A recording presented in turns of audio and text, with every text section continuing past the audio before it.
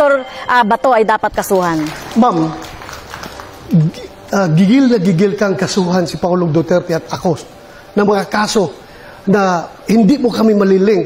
Kumusta na po yung conviction mo sa kasong child trafficking?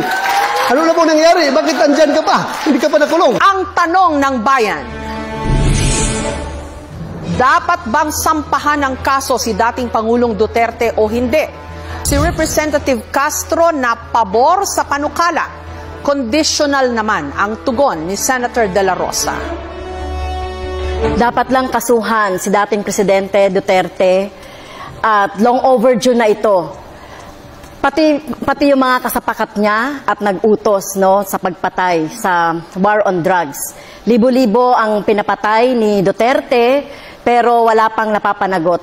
Kaya kailangan talaga ng hustisya ng ating mga mamamayan. Sinasabi natin dito na dapat ay yung kaso na ito ay matagal na, pati na rin siguro.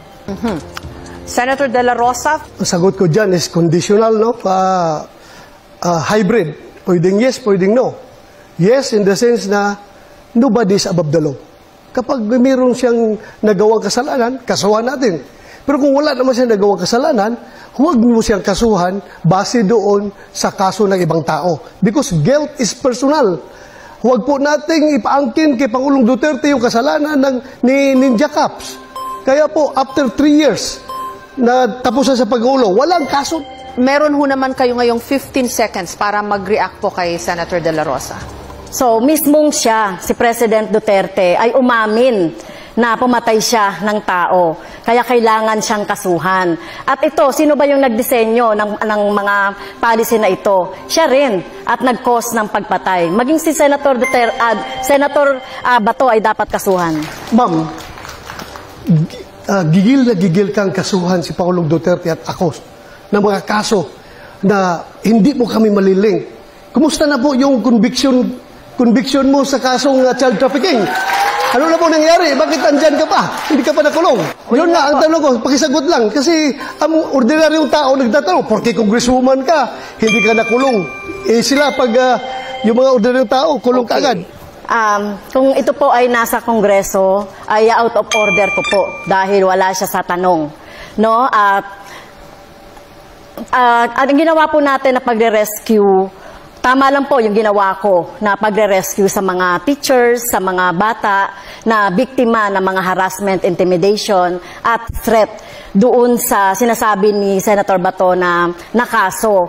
So kung sino mang mga teachers gagawin yon, no, yung ipagtanggol at sagipin yung ating mga teachers at mga estudyante. So tingin ko po ay walang mali doon sa ginawa po natin doon sa kaso.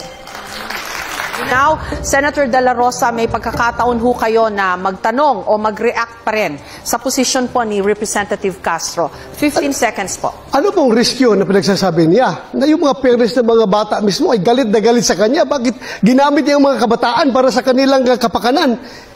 Walang risk yun nangyari doon. In fact, konbiktado ka sa kaso eh. There was no rescue. Well, yung sinasabi naman po ng mga magulang na galit sa akin, ay ito ay gawa-gawa lang ito. Ito mga magulang na ito. So kung titignan natin yung mga magulang ng mga bata na talagang involved doon sa pag-aaral ng mga bata doon sa Lumad School, ay talagang nangihinayang sila doon sa pagsasara ng mga eskwelahan, ng mga lumad, dahil alam naman natin, kulang talaga sa serbisyong pang-edukasyon ang mga lumad. So talagang sila ay hinayang na hinayang at sinisisi ang gobyernong Duterte. Maraming salamat po kay Representative Castro.